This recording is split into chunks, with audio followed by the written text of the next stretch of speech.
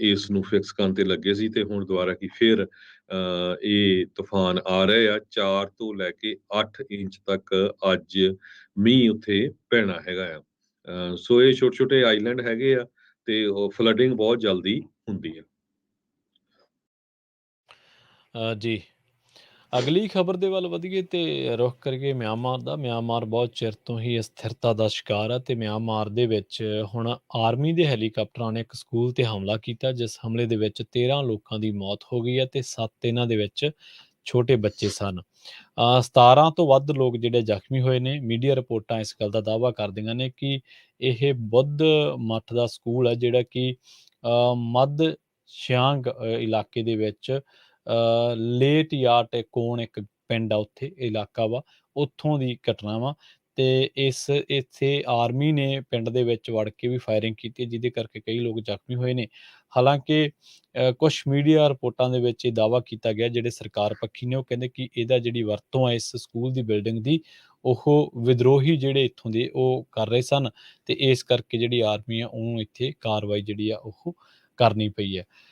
School ਦੇ ਵਿੱਚ 6 ਜਣਿਆਂ ਦੀ ਜਿਹੜੇ ਵਿਦਿਆਰਥੀ ਆ ਉਹਨਾਂ ਦੀ ਮੌਤ ਹੋਈ ਹੈ। ਸਕੂਲ ਪ੍ਰਸ਼ਾਸਨ ਦਾ ਕਹਿਣਾ ਹੈ ਕਿ ਪਿੰਡ ਦੇ ਉੱਤਰ ਵਾਲੇ ਪਾਸੇ ਜਿਹੜਾ MI-35 ਹੈਲੀਕਾਪਟਰ ਮੰਡਰਾ ਰਹੇ ਸੀਗੇ ਤੇ ਅਸੀਂ ਉਦੋਂ ਹੀ ਸਕੂਲ ਜਿਹੜਾ ਖਾਲੀ ਕਰਨਾ ਸ਼ੁਰੂ ਕਰ ਦਿੱਤਾ ਸੀ, ਪਰ ਅਸੀਂ ਇਸ ਤੋਂ ਪਹਿਲਾਂ ਕਿ ਸਾਰੇ ਬੱਚੇ ਕੱਢਦੇ, ਉਹਨਾਂ ਦੇ ਵਿੱਚੋਂ 2 ਹੈਲੀਕਾਪਟਰਾਂ ਨੇ ਜਿਹੜਾ ਉਹ ਮਸ਼ੀਨ ਗਨਾਂ ਤੇ ਭਾਰੀ ਹਥਿਆਰਾਂ ਦੇ ਨਾਲ ਸਕੂਲ ਤੇ ਗੋਲੀਬਾਰੀ ਸ਼ੁਰੂ ਕਰ ਦਿੱਤੀ ਸੀ। ਤੇ ਉਹ ਕਹਿੰਦੇ ਕਿ ਉਸ ਤੋਂ ਬਾਅਦ ਕੁਝ ਜਿਹੜੇ ਸਟੂਡੈਂਟਸ ਆ ਉਹਨਾਂ ਨੂੰ ਬੇਸਮੈਂਟ ਦੇ ਵਿੱਚ ਵੀ ਲਿਜਾਇਆ ਗਿਆ, ਪਰ ਉਦੋਂ ਤੱਕ 6 ਬੱਚੇ ਜਿਹੜੇ ਇਹਨਾਂ ਹਮਲਿਆਂ ਦਾ ਸ਼ਿਕਾਰ ਹੋ ਗਏ। ਤੇ ਜਿਹੜੀ ਪਿੰਡ ਦੇ ਵਿੱਚ ਗੋਲੀਬਾਰੀ ਕੀਤੀ ਸੀ ਉਹਦੇ ਵਿੱਚ 7 ਲੋਕਾਂ ਦੀ ਜਾਨ ਗਈ ਹੈ। ਜਿਹੜੇ ਇਹਨਾਂ ਦੇ ਵਿੱਚੋਂ ਕੁਝ ਗਰੀਬ ਨੇ, ਜਿਹੜੇ ਆਪਦੇ ਕੰਮ-ਕਾਜ ਤੋਂ ਵਾਪਸ ਆ ਰਹੇ ਸੀਗੇ ਤੇ 20 ਲੋਕਾਂ ਨੂੰ ਜਿਹੜੇ ਆਰਮੀ ਆ ਉਹਨਾਂ ਨੇ ਗ੍ਰਿਫਤਾਰ ਕੀਤਾ, ਜਿਨ੍ਹਾਂ ਦੇ ਵਿੱਚ 9 ਜ਼ਖਮੀ ਬੱਚੇ ਨੇ, 3 ਅਧਿਆਪਕ ਨੇ ਤੇ ਹੋਰ ਲੋਕ ਵੀ ਜਿਹੜੇ ਆ ਉਹ ਸ਼ਾਮਲ ਨੇ। ਸੋ ਆਰਮੀ ਨੂੰ ਸ਼ੱਕ ਹੈ ਕਿ ਇਹਨਾਂ ਦੇ ਵਿੱਚੋਂ ਜਿਹੜੇ ਲੋਕ ਆ ਉਹ ਵਿਦਰੋਹੀ ਗਰੁੱਪਾਂ ਦੇ ਨਾਲ ਰਲੇ ਹੋਏ ਨੇ, ਪਰ ਆਰਮੀ ਦੇ ਹਮਲੇ ਦਾ ਸ਼ਿਕਾਰ ਛੋਟੇ ਬੱਚੇ ਜਿਹੜੇ ਆ ਉਹ ਹੋਏ ਨੇ। ਬਿਨਾਂ ਕਿਸੇ ਚੇਤਾਵਨੀ ਦੇ ਸਕੂਲ ਉੱਤੇ ਬਿਲਡਿੰਗ ਉੱਤੇ ਜਿਹੜਾ ਇਹ ਹਵਾਈ ਹਮਲਾ ਕੀਤਾ ਸੀ ਇਹ ਮਿਆਂਮਾਰ ਦੀ ਆਰਮੀ ਨੇ। ਜੀ। ਅਗਲੀ ਖਬਰ ਟੈਕਸਸ ਤੋਂ ਆ ਰਹੀ ਆ। ਟੈਕਸਸ ਦੇ ਸ਼ੈਰਿਫ ਡਿਪਾਰਟਮੈਂਟ ਨੇ ਇੱਕ ਇਨਵੈਸਟੀਗੇਸ਼ਨ ਸ਼ੁਰੂ ਕਰ ਦਿੱਤੀ ਆ ਵੀ ਕਿਸ ਤਰ੍ਹਾਂ ਫਲੋਰੀਡਾ ਦੇ ਗਵਰਨਰ ਡਿਸੈਂਟਿਸ ਨੇ ਮਾਈਗ੍ਰੈਂਟਸ ਜੋ ਆ ਉਹ ਮਾਰਥਾਜ਼ ਵਿਨਿਆਰਡ ਨੂੰ ਭੇਜੇ ਹੈਗੇ ਆ। ਸੈਨ ਐਂਟੋਨੀਓ ਦੀ ਵੈਕਸਟਰ ਕਾਉਂਟੀ ਦੇ ਸ਼ੈਰਿਫ ਹਾਵੀਅਰ ਸਾਲਾਜ਼ਾਰ ਉਹਨਾਂ ਨੇ ਇੱਕ ਪ੍ਰੈਸ ਕਾਨਫਰੰਸ ਦੇ ਵਿੱਚ ਇਹ ਦੱਸਿਆ ਵੀ ਮੈਂ ਇਨਵੈਸਟੀਗੇਸ਼ਨ ਕਰ ਰਿਹਾ ਆ। ਡਿਸੈਂਟਿਸ ਜੋ ਫਲੋਰੀਡਾ ਦੇ ਗਵਰਨਰ ਆ ਉਹ ਰਿਪਬਲਿਕਨ ਹੈਗੇ ਆ ਤੇ ਸਾਲਾਜ਼ਾਰ ਜੋ ਟੈਕਸਸ ਦਾ ਸ਼ੈਰਿਫ ਆ ਇਹ ਡੈਮੋਕ੍ਰੇਟ ਹੈਗਾ ਆ। ਸੋ ਇਹ ਸਾਰੀ ਇਨਵੈਸਟੀਗੇਸ਼ਨ ਦੇ ਵਿੱਚ ਉਹ ਦੇਖਣਗੇ ਵੀ ਕਿਸ ਤਰ੍ਹਾਂ ਜੋ ਲੋਕ ਆ ਉਹਨਾਂ ਨੂੰ ਟੈਕਸਸ ਤੋਂ ਫਲੋਰੀਡਾ ਲਿਜਾਇਆ ਗਿਆ ਤੇ ਫਲੋਰੀਡਾ ਤੋਂ ਮਾਰਥਾ ਵਿਨਿਆਰਡ ਉੱਥੇ ਤੱਕ ਕਿਸ ਤਰ੍ਹਾਂ ਲਿਜਾਇਆ ਗਿਆ ਹੈਗਾ। ਸਾਲਾਜ਼ਾਰ ਦੇ ਆਫਿਸ ਨੇ ਇਹ ਕਨਫਰਮ ਕੀਤਾ ਆ ਵੀ ਜਿਸ ਟਾਈਮ ਦੇ ਉੱਤੇ ਸੈਨ ਐਂਟੋਨੀਓ ਦੇ ਇੱਕ ਸ਼ੈਲਟਰ ਦੇ ਵਿੱਚ ਲੋਕ ਪਹੁੰਚੇ ਸੀ ਮਾਈਗ੍ਰੈਂਟ ਜੋ ਇਲੀਗਲੀ ਬਾਰਡਰ ਕ੍ਰਾਸ ਕਰਕੇ ਆਏ ਸੀ ਤੇ ਉੱਥੇ ਇੱਕ ਲੇਡੀ ਆਈ ਤੇ ਉਸਨੇ ਉਹਨਾਂ ਨੂੰ ਕਿਹਾ ਵੀ ਆਪਾਂ ਤੁਹਾਨੂੰ ਜੌਬਸ ਵੀ ਦੇਵਾਂਗੇ ਤੇ ਹੋਰ ਵੀ ਫਾਈਨੈਂਸ਼ੀਅਲ ਅਸਿਸਟੈਂਸ ਦੇਵਾਂਗੇ ਮੈਸਾਚੂਸੇਟਸ ਦੇ ਵਿੱਚ ਤੇ ਤੁਸੀਂ ਸਾਡੇ ਨਾਲ ਚੱਲ ਚਲੋ। ਤੇ ਉਹ ਕਹਿੰਦੇ ਵੀ ਉਹ ਉਹਨਾਂ ਨੂੰ ਫਲਾਈਟ ਕਰਕੇ ਲੈ ਗਏ, ਜਦ ਕਿ ਟੋਟਲੀ ਗਲਤ ਸੀ। ਉਹਨਾਂ ਨੂੰ ਫਲੋਰੀਡਾ ਲੈ ਗਏ, ਫਲੋਰੀਡਾ ਤੋਂ ਬਾਅਦ ਫਿਰ ਮਾਰਥਾ ਵਿਨਿਆਰਡ ਦੇ ਵਿੱਚ ਲੈ ਗਏ। ਪਿਛਲੇ ਕਈ ਦਿਨਾਂ ਤੋਂ ਇਹ ਜਿਹੜੀ ਕਸ਼ਮਕਸ਼ ਆ ਇਹ ਚੱਲ ਰਹੀ ਹੈਗੀ ਆ ਵਾਈਟ ਹਾਊਸ ਦੇ ਵਿੱਚ ਵੀ ਤੇ ਡਿਪਾਰਟਮੈਂਟ ਆਫ ਹੋਮਲੈਂਡ ਸਿਕਿਉਰਿਟੀ ਦੇ ਵਿੱਚ ਵੀ ਕਿਸ ਤਰ੍ਹਾਂ ਜੋ ਇਲੀਗਲੀ ਲੋਕ ਬਾਰਡਰ ਕ੍ਰਾਸ ਕਰ ਰਹੇ ਆ ਉਹਨਾਂ ਨੂੰ ਵੱਖ-ਵੱਖ ਸ਼ਹਿਰਾਂ ਦੇ ਵਿੱਚ ਛੱਡਿਆ ਜਾ ਰਿਹਾ ਆ। ਸਰੋਤਿਆਂ ਨੂੰ ਯਾਦ ਹੋਊਗਾ ਆਪਾਂ ਪਿਛਲੇ ਕਈ ਹਫ਼ਤਿਆਂ ਤੋਂ ਇਹ ਖਬਰਾਂ ਸਾਂਝੀਆਂ ਕਰਦੇ ਆ ਰਹੇ ਆ ਵੀ ਜੋ ਲੋਕ ਐਰੀਜ਼ੋਨਾ ਤੋਂ ਬਾਰਡਰ ਕ੍ਰਾਸ ਕਰਦੇ ਹੈਗੇ ਆ, ਇਸੇ ਤਰ੍ਹਾਂ ਟੈਕਸਸ ਤੋਂ ਕਰਦੇ ਹੈਗੇ ਆ ਫਲੋਰੀਡਾ ਦੇ ਵਿੱਚ, ਤੇ ਉਹਨਾਂ ਨੂੰ ਅਮਰੀਕਾ ਦੇ ਵੱਖ-ਵੱਖ ਸ਼ਹਿਰ ਜਿਹੜਾ ਵਾਸ਼ਿੰਗਟਨ DC ਹੋ ਗਿਆ, ਸ਼ਿਕਾਗੋ ਦੇ ਵਿੱਚ, ਨਿਊਯਾਰਕ ਦੇ ਵਿੱਚ, ਮਾਰਥਾਜ਼ ਵਿਨਿਆਰਡ, ਈਵਨ ਵਾਈਸ ਪ੍ਰੈਜ਼ੀਡੈਂਟ ਕਮਲਾ ਦੇਵੀ ਹੈਰਿਸ ਦੇ ਘਰ ਦੇ ਅੱਗੇ ਵੀ ਇੱਕ ਬੱਸ ਭਰ ਕੇ ਭੇਜੀ ਗਈ ਹੈਗੀ ਆ। ਸੋ ਜਿੰਨੇ ਵੀ ਇਹ ਗਵਰਨਰ ਆ ਫਲੋਰੀਡਾ ਦੇ ਡਿਸੈਂਟਿਸ ਤੇ ਟੈਕਸਸ ਦੇ ਐਬਟ ਤੇ ਐਰੀਜ਼ੋਨਾ ਵਾਲੇ ਉਹ ਇਹੀ ਕਹਿ ਰਹੇ ਆ ਵੀ ਜੋ ਸੈਂਟਰ ਦੇ ਵਿੱਚ ਸਰਕਾਰ ਹੈਗੀ ਆ ਵਾਈਟ ਹਾਊਸ ਵਾਲੇ ਉਹਨਾਂ ਨੂੰ ਰਿਐਲਿਟੀ ਦਾ ਪਤਾ ਨਹੀਂ। ਸਾਡੀਆਂ ਬਾਰਡਰ ਸਟੇਟ ਹੈਗੀਆਂ ਤੇ ਲੱਖਾਂ ਦੇ ਹਿਸਾਬ ਨਾਲ ਲੋਕ ਆ ਰਹੇ ਆ। ਤੁਹਾਨੂੰ ਯਾਦ ਹੋਊਗਾ ਸ਼ਨੀਚਰਵਾਰ ਪ੍ਰੋਗਰਾਮ ਦੇ ਵਿੱਚ ਆਪਣੇ ਜਿਹੜੇ ਅਟਾਰਨੀ ਜੇ ਤੁਰਕੀਆਣਾ ਹੁਣੀ ਆ ਉਹਨੇ ਦੱਸਿਆ ਸੀ ਵੀ ਕਿਸ ਤਰ੍ਹਾਂ 4 ਮਿਲੀਅਨ ਲੋਕ 8 ਮਹੀਨਿਆਂ 'ਚ ਬਾਰਡਰ ਕ੍ਰਾਸ ਕਰ ਗਏ ਆ, USA ਆ ਗਏ ਆ ਜੀ, ਬਾਕੀ ਮੁਲਕਾਂ ਤੋਂ। ਸੋ 40 ਲੱਖ ਲੋਕ, ਇਹ ਬਹੁਤ ਵੱਡਾ ਨੰਬਰ ਹੈਗਾ ਆ। ਤੇ ਇਹਨੂੰ ਕਿੱਦਾਂ ਉਹਨਾਂ ਦੀਆਂ ਐਪਲੀਕੇਸ਼ਨਾਂ ਪ੍ਰੋਸੈਸ ਹੋਣੀਆਂ, ਸਾਰਾ ਕੁਝ ਬਹੁਤ ਡਿਲੇ ਹੋ ਰਿਹਾ। ਸੋ ਸੈਂਟਰ ਦੀ ਜਿਹੜੀ ਸਰਕਾਰ ਆ, ਵਾਈਟ ਹਾਊਸ, ਬਾਈਡਨ ਐਡਮਿਨਿਸਟ੍ਰੇਸ਼ਨ ਆ, ਉਹ ਸੀਰੀਅਸਲੀ ਇਸ ਮੁੱਦੇ ਵੱਲ ਨਹੀਂ ਦੇਖ ਰਹੀ ਹੈਗੀ।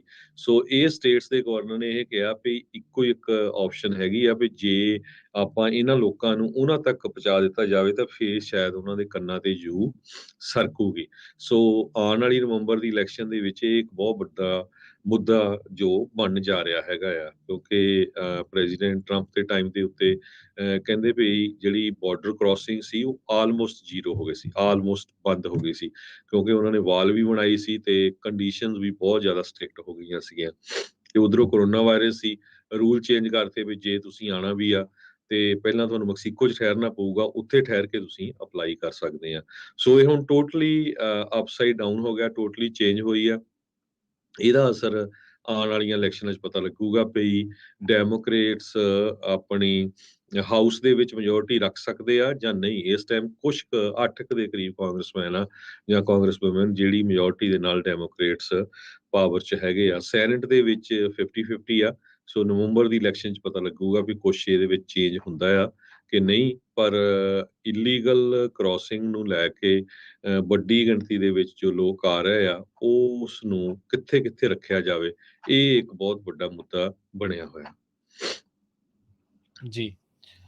ਅਗਲੀ ਖਬਰ ਦੇ ਵੱਲ ਵਧੀਏ ਤੇ ਗੱਲ ਕਰੀਏ ਈਰਾਨ ਦੀ। ਈਰਾਨ ਦੇ ਵਿੱਚ ਮਹਿਸਾ ਐਮਨੀ ਦੀ ਲੰਘੇ ਦਿਨੀ ਮੌਤ ਹੋ ਗਈ ਆ ਪੁਲਿਸ ਕਸਟਡੀ ਦੇ ਵਿੱਚ, ਤੇ ਉਸ ਤੋਂ ਬਾਅਦ ਇੱਥੇ ਲਗਾਤਾਰ ਰੋਸ ਮੁਜ਼ਾਹਰੇ ਹੋ ਰਹੇ ਨੇ। ਹੁਣ ਉਸ ਦੀ ਮੌਤ ਤੋਂ ਬਾਅਦ ਜ਼ਿੰਮੇਵਾਰ ਇੱਕ ਪੁਲਿਸ ਅਫਸਰ ਨੂੰ ਸਸਪੈਂਡ ਕਰ ਦਿੱਤਾ ਗਿਆ, ਤੇ ਆਪਾਂ ਕੱਲ ਵੀ ਦੱਸਿਆ ਸੀਗਾ ਕਿ ਰੋਸ ਵਜੋਂ ਔਰਤਾਂ ਜਿਹੜੀਆਂ ਨੇ ਉਹ ਆਪਣੇ ਵਾਲ ਕੱਟ ਰਹੀਆਂ ਨੇ ਤੇ ਵੀਡੀਓ ਬਣਾ ਕੇ ਪਾ ਰਹੀਆਂ ਨੇ। ਹੁਣ ਕੁੜੀ ਦੇ ਪਿਤਾ ਸਾਹਮਣੇ ਆਏ ਨੇ, ਉਹ ਕਹਿੰਦੇ ਕਿ ਪੁਲਿਸ ਹੀ ਜ਼ਿੰਮੇਵਾਰ ਹੈ, ਤੇ ਜਿਹੜਾ ਰਾਸ਼ਟਰਪਤੀ ਹੈ ਉੱਥੋਂ ਦਾ ਉਹਨੇ ਕਿਹਾ ਕਿ ਜਿਹੜੀ ਮ੍ਰਿਤਕ ਕੁੜੀ ਆ ਉਹ ਮੇਰੀ ਧੀਆਂ ਵਰਗੀ ਹੈ। ਸੋ ਉਹ ਲੋਕ ਜਿਹੜੇ ਸ਼ਾਂਤੀ ਬਣਾ ਕੇ ਰੱਖਣ। ਪਰ ਈਰਾਨ ਦੇ ਵਿੱਚ ਹੀ ਪੁਲਿਸ ਨੇ ਗੋਲੀਆਂ ਚਲਾ ਦਿੱਤੀਆਂ ਸੀ ਪ੍ਰਦਰਸ਼ਨਕਾਰੀਆਂ ਤੇ, ਜਿਸ ਕਰਕੇ 5 ਜਣਿਆਂ ਦੀ ਮੌਤ ਹੋਈ ਹੈ ਤੇ 80 ਜਾਣੇ ਜ਼ਖਮੀ ਦੱਸੇ ਗਏ ਨੇ। ਇਹ ਰੋਸ ਮੁਜ਼ਾਹਰੇ ਜਿਹੜੇ ਹੈ ਪੱਛਮੀ ਇਲਾਕਿਆਂ ਦੇ ਵਿੱਚ ਹੋ ਰਹੇ ਨੇ, ਤਹਿਰਾਨ ਸਮੇਤ, ਤੇ ਇਹ ਇਲਾਕਾ ਕੁਰਦਿਸਤਾਨ ਵਜੋਂ ਜਾਣਿਆ ਜਾਂਦਾ ਹੈ। ਕਈ ਲੋਕ ਇੱਥੋਂ ਦੇ ਕਈ ਸਾਲਾਂ ਤੋਂ ਵੱਖਰੇ ਦੇਸ਼ ਦੀ ਮੰਗ ਵੀ ਕਰ ਰਹੇ ਨੇ, ਤੇ ਪੁਲਿਸ ਦੀ ਹਿਰਾਸਤ ਦੇ ਵਿੱਚ 22 ਸਾਲਾ ਮਹਿਸਾ ਐਮਨੀ ਦੀ ਹਿਰਾਸਤੀ ਮੌਤ ਤੋਂ ਬਾਅਦ ਲੋਕਾਂ ਦੇ ਵਿੱਚ ਬਹੁਤ ਜ਼ਿਆਦਾ ਗੁੱਸਾ ਹੈ, ਤੇ ਕੁਰਦ ਮੂਲ ਦੀ ਇਹ ਕੁੜੀ ਹਿਰਾਸਤ ਦੇ ਦੌਰਾਨ ਕੋਮਾ ਦੇ ਵਿੱਚ ਚਲੀ ਗਈ ਸੀ, ਉਸ ਤੋਂ ਬਾਅਦ ਉਸ ਦੀ ਮੌਤ ਹੋ ਗਈ ਸੀ। ਜੀ, ਅਗਲੀ ਖਬਰ ਵੱਲ ਚੱਲੀਏ। ਯੂਕਰੇਨ ਤੇ ਰਸ਼ੀਆ ਦੀ ਲੜਾਈ ਨੂੰ ਲੈ ਕੇ ਹੈਗੀ ਆ। ਬਹੁਤ ਵਾਰ ਆਪਣੇ ਪੰਜਾਬੀ ਵੀ ਇਸ ਭੁਲੇਖੇ 'ਚ ਰਹਿੰਦੇ ਆ ਵੀ ਜੀ ਅੱਜ ਕੱਲ ਜੋ ਵੋਟਾਂ ਪੈਂਦੀਆਂ, ਰੈਫਰੈਂਡਮ ਹੁੰਦੇ ਆ, ਉਹਨਾਂ ਦਾ ਕੋਈ ਅਸਰ ਨਹੀਂ ਹੁੰਦਾ ਹੈਗਾ। ਹੁਣ ਰਸ਼ੀਆ ਦੀ ਪੋਜੀਸ਼ਨ ਯੂਕਰੇਨ ਦੇ ਵਿੱਚ ਕਾਫੀ ਵੀਕ ਹੁੰਦੀ ਜਾ ਰਹੀ ਹੈਗੀ ਆ। ਰਸ਼ੀਆ ਨੇ ਇੱਕ ਆਪਣਾ ਪੱਤਾ ਹੋਰ ਖੇਲਣਾ ਸ਼ੁਰੂ ਕਰ ਦਿੱਤਾ। ਕੁਛ ਸਟੇਟਸ ਜੋ ਯੂਕਰੇਨ ਦੀਆਂ ਹੈਗੀਆਂ ਜਿਹਦੇ ਵਿੱਚ ਪ੍ਰੋ ਰਸ਼ੀਅਨ ਲੋਕ ਰਹਿੰਦੇ ਆ, ਉਹਨਾਂ ਨੇ ਇਹ ਕਿਹਾ ਵੀ ਅਸੀਂ ਹੁਣ ਰੈਫਰੈਂਡਮ ਕਰਾਂਗੇ ਉੱਥੇ, ਤਾਂ ਕਿ ਜਿਹੜੀਆਂ ਟੈਰੀਟਰੀਜ਼ ਯੂਕਰੇਨ 'ਚ ਹੈਗੀਆਂ ਜਿੱਥੇ ਲੋਕ ਮੈਜੋਰਟੀ 'ਚ ਰਸ਼ੀਆ ਪੱਖੀ ਹੈਗੇ ਆ, ਉਹ ਰੈਫਰੈਂਡਮ ਕਰਕੇ ਜਾਂ ਤਾਂ ਆਪਣਾ ਅਲੱਗ ਮੁਲਕ ਬਣਾ ਲੈਣ ਤੇ ਜਾਂ ਫਿਰ ਉਹ ਰਸ਼ੀਆ ਦੇ ਨਾਲ ਜੁੜ ਜਾਣ। ਕਹਿੰਦੇ ਵੀ 15% ਯੂਕਰੇਨ ਦੀ ਟੈਰੀਟਰੀਜ਼ ਆ ਜਿਨ੍ਹਾਂ ਦਾ ਜੇ ਸਾਈਜ਼ ਦੇਖਿਆ ਜਾਵੇ ਹੰਗਰੀ ਜਾਂ ਪੁਰਤਗਾਲ ਦੇ ਬਰਾਬਰ ਬਣਦਾ ਹੈਗਾ। ਤੇ ਉਹਨਾਂ ਨੇ ਜੀ, ਰਿਕੁਐਸਟ ਕੀਤੀ ਹੈਗੀ ਆ ਰੈਫਰੈਂਡਮ ਦੀ ਵੀ ਅਸੀਂ ਰਸ਼ੀਆ ਨੂੰ ਜੁਆਇਨ ਕਰਨਾ ਚਾਹੁੰਦੇ ਹੈਗੇ ਆ। ਸੈਲਫ ਸਟਾਈਲਡ ਡੋਨੇਟਿਕਸ ਕਰਕੇ ਆ ਤੇ DPR ਉਹਨੂੰ ਕਹਿੰਦੇ ਆ, ਤੇ ਇੱਕ ਲੁਹਾਂਸਕ ਪੀਪਲ ਰਿਪਬਲਿਕ LPR। ਇਹਨਾਂ ਨੂੰ ਪੂਟਨ ਨੇ ਇੰਡੀਪੈਂਡੈਂਟ ਰਿਕੋਗਨਾਈਜ਼ ਕਰ ਦਿੱਤਾ ਸੀ ਜਦੋਂ ਇਨਵੇਜ਼ਨ ਕਰਨੀ ਸੀ ਯੂਕਰੇਨ 'ਚ, ਉਹ ਤੋਂ ਪਹਿਲਾਂ ਪਹਿਲਾਂ। ਤੇ ਉਸ ਟਾਈਮ ਦੇ ਉੱਤੇ ਰਸ਼ੀਆ ਵਾਲਿਆਂ ਨੂੰ ਇਹ ਸੀ ਵੀ ਅਸੀਂ ਤਾਂ ਯੂਕਰੇਨ ਨੂੰ ਪੂਰੇ ਕਬਜ਼ੇ 'ਚ ਲੈ ਕੇ ਪਰੇ ਮਾਰਨਾ ਹੈਗਾ ਥੋੜੇ ਟਾਈਮ ਦੇ ਵਿੱਚ। ਪਰ ਹੁਣ 7 ਮਹੀਨੇ ਤੋਂ ਵੱਧ ਦਾ ਸਮਾਂ ਹੋ ਗਿਆ ਰਸ਼ੀਆ ਵਾਲੇ ਫਿਰ ਜਿਹੜੇ ਇਹਨਾਂ ਦੇ ਕੰਟਰੋਲ 'ਚ ਕੁਛ ਕੁ ਸ਼ਹਿਰ ਆਏ ਸੀ ਉਹ ਵਾਪਸ ਯੂਕਰੇਨ ਵਾਲਿਆਂ ਨੇ ਲੈਣੇ ਸ਼ੁਰੂ ਕਰ ਦਿੱਤੇ ਆ ਤੇ ਹੁਣ ਉਹਨਾਂ ਨੇ ਇਹ ਨਵਾਂ ਪੱਤਾ ਖੇਲਿਆ ਵੀ ਜਿਹੜੇ ਲੋਕ ਆ ਉਹ ਯੂਐਨਓ ਦੇ ਵਿੱਚ ਪਟੀਸ਼ਨ ਫਾਈਲ ਕਰਕੇ ਕਹਿਣ ਵੀ ਨਹੀਂ ਜੀ ਅਸੀਂ ਤਾਂ ਜੇ ਰੈਫਰੈਂਡਮ ਵੀ ਕਰਾ ਲਓ ਤੇ ਅਸੀਂ ਰਸ਼ੀਆ ਦੇ ਨਾਲ ਜਾਣ ਨੂੰ ਤਿਆਰ ਹੈਗੇ ਆ। ਜੀ। ਇੱਕ ਅਮਰੀਕੀ ਫੌਜੀ ਅਫਸਰ ਨੇ ਰਸ਼ੀਅਨ ਆਰਮੀ ਦੇ ਬਾਰੇ ਇੱਕ ਗੱਲ ਕਹੀ ਹੈ ਤੇ ਉਹਨਾਂ ਨੇ ਇੱਕ ਖੁਲਾਸਾ ਵਾਂਗੂ ਹੀ ਕੀਤਾ। ਉਹ ਕਹਿੰਦੇ ਕਿ ਹੁਣ ਆਰਮੀ ਦੇ ਵਿੱਚ ਨਵੇਂ ਜਿਹੜੇ ਨੌਜਵਾਨ ਭਰਤੀ ਕਰਨੇ ਆ, ਉਹਨਾਂ ਦੇ ਵਿੱਚ ਬੜੀ ਮੁਸ਼ੱਕਤ ਆ ਰਹੀ ਹੈ। ਇਹਦੀ ਵਜ੍ਹਾ ਜਿਹੜੀ ਆ ਉਹ ਯੂਕਰੇਨ ਦੀ ਜੰਗ ਹੈ ਤੇ ਇਹ ਦਾਅਵਾ ਅਮਰੀਕੀ ਫੌਜ ਦੇ ਇੱਕ ਅਫਸਰ ਨੇ ਕੀਤਾ ਤੇ ਇਹ ਅਫਸਰ ਦਾ ਦਾਅਵਾ ਇਹ ਹੈ ਕਿ ਰੂਸੀ ਸੈਨਿਕ ਜਿਹੜੇ ਆ ਯੂਕਰੇਨ ਦੇ ਵਿੱਚ ਹੁਣ ਟਿਕ ਨਹੀਂ ਪਾ ਰਹੇ। ਖਾਰਕੀਵ ਦੇ ਵਿੱਚੋਂ ਵੀ ਉਹਨਾਂ ਨੂੰ ਭਜਾ ਦਿੱਤਾ ਗਿਆ ਤੇ ਹੋਰ ਕਈ ਇਲਾਕਿਆਂ ਦੇ ਵਿੱਚੋਂ ਵੀ ਭਜਾ ਦਿੱਤਾ ਗਿਆ। ਹੁਣ ਪਿਛਲੇ ਕਈ ਦਿਨਾਂ ਤੋਂ ਯੂਕਰੇਨੀ ਜਿਹੜੀ ਆਰਮੀ ਆ ਉਹਨੇ ਕਈ ਸ਼ਹਿਰਾਂ ਦੇ ਵਿੱਚ ਆਪਣੇ ਮੋਰਚੇ ਦੁਬਾਰਾ ਤੋਂ ਹਾਸਲ ਕੀਤੇ ਨੇ ਤੇ ਕੁਝ ਇਲਾਕਿਆਂ ਨੂੰ ਮੁੜ ਤੋਂ ਛੁਡਵਾ ਲਿਆ। ਇਸੇ ਕਰਕੇ ਕਹਿੰਦੇ ਜਿਹੜੇ ਰੂਸੀ ਜਿਹੜੇ ਨੌਜਵਾਨ ਆ ਉਹ ਆਰਮੀ ਦੇ ਵਿੱਚ ਸ਼ਾਮਲ ਹੋਣਾ ਨਹੀਂ ਚਾਹੁੰਦੇ ਤੇ ਮੌਜੂਦਾ ਕੁਝ ਰੂਸੀ ਜਿਹੜੇ ਸੈਨਿਕ ਆ ਉਹ ਵੀ ਹੁਣ ਯੁੱਧ ਦੇ ਵਿੱਚ ਲੜਨ ਤੋਂ ਹਿਚਕਚਾ ਰਹੇ ਆ।